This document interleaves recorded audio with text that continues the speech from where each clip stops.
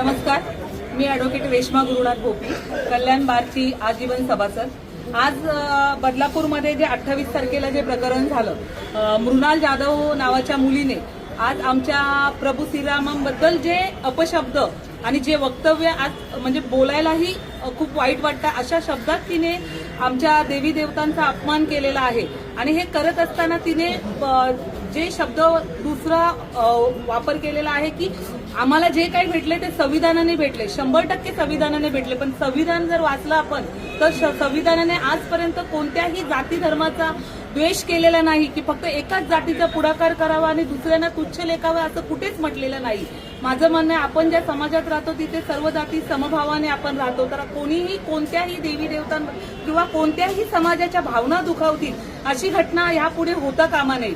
आता त्या मुलीवर तात्काळ गुन्हा तर नोंदवला, परंतु तो गुन्हा नोंदवताना ज्या गोष्टी करणं गरजेच्या होत्या, ज्या गोष्टी पाळणं गरजेच्या होत्या त्या पाळलेल्या नाहीये। त्याच्यामध्ये जे ऍडिशनल आरोपी करणं गरजेचे होते ते सुद्धा केलेलं नाहीये।